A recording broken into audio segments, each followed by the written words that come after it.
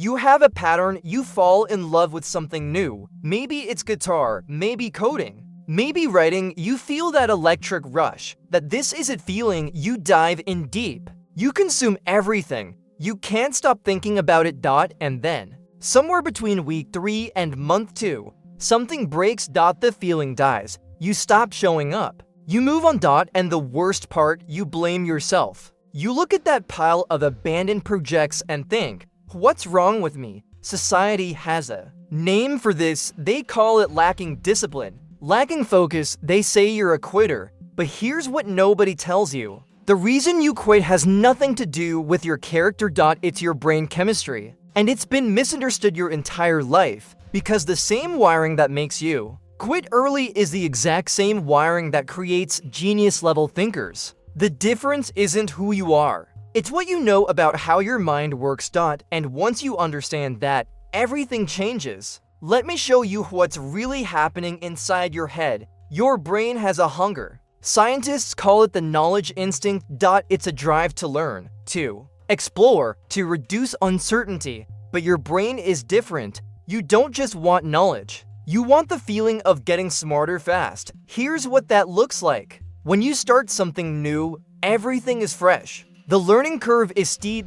You go from knowing nothing to knowing something in hours. Your brain floods you with dopamine. It feels incredible. This is what I call the Novice High. It's addictive, it's powerful, and it's a trap, because here's what happens next. You learn the basics. You understand how things work.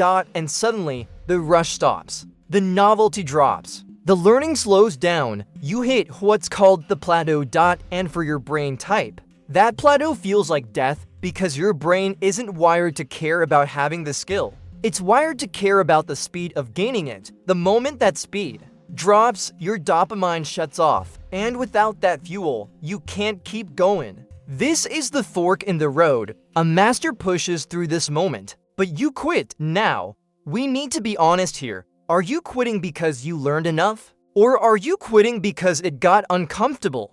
Because there's a difference between a smart pivot and running away, and the reason you run is because a specific part of your brain is weak. Let me explain. There's a small region in your brain called the Anterior Midcingulate Cortex. Think of it as your willpower muscle. This part of your brain fires when you do something you don't want to do. If you love the task, this muscle sleeps. If you hate the task but do it anyway, this muscle works. And just like any muscle, if you use it, it grows. If you avoid it, it shrinks. Here's the problem. Every time you felt bored or frustrated in the past, you quit. You put the weight down. So now, even a tiny obstacle triggers a quit response. It's like asking someone who never runs to sprint a marathon. Of course you collapse. But this isn't a personality flaw.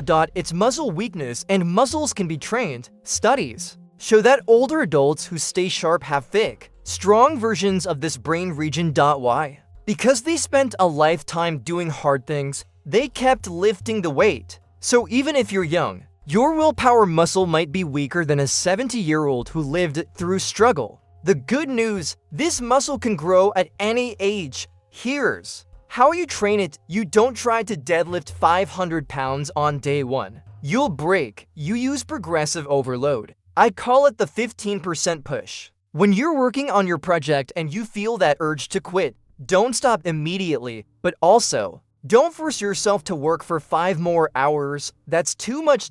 Just push 15% further. If you plan to practice for 20 minutes and you want to stop at minute 10, go to minute 12. Then stop. That tiny gap between what you wanted to do and what you did, that's the rep. That's the moment your willpower muscle grows. It's small, it's mechanical, but over time, it compounds. That weak muscle becomes strong enough to carry you through the boring parts. And that's how you stop being a quitter. Now, one important note. If you have ADHD, this advice alone won't be enough. Your dopamine system works differently. Trying to willpower your way through can lead to burnout and shame. If that's you, you need external support. You need to break tasks into tiny visible steps. You need timers to make the work feel contained. You need to work alongside someone else to borrow their focus. And you need to add small rewards to replace the missing dopamine. You're not weak. Your brain just needs scaffolding. But there's one more thing blocking you. And it's bigger than you think. Your baseline for stimulation is too high. We live in a world designed to flood your brain with easy dopamine. Social media, video games, junk food, endless content. Compared to a 10-second video, learning a skill feels painfully slow. Your brain is calibrated to noise. So when you try to do the quiet work of mastery, you feel like you're suffocating. This is called boredom intolerance, and you need to treat it. You need a dopamine reset, not forever. Just during your work sessions, put your phone in another room, turn off the music. Sit with the silence, let yourself feel bored. Most people see boredom as a sign to quit. But actually, boredom is the clean slate your brain needs to focus deeply. It's the feeling of your brain shifting from consumption to creation. If you can lower the background noise, the signal of your skill becomes clear again. So here's what I want you to do. Pick one thing. Just one. It doesn't have to be your career. It can be anything. And commit to it for 6 months. Your goal isn't to become world-class. Your goal is to hit the plateau, feel the discomfort, and keep going anyway. Use the 15% push. Train that muscle, prove to yourself that you can, because once you do, your identity changes. You'll realize that being a quitter was temporary. You're becoming something else, something stronger.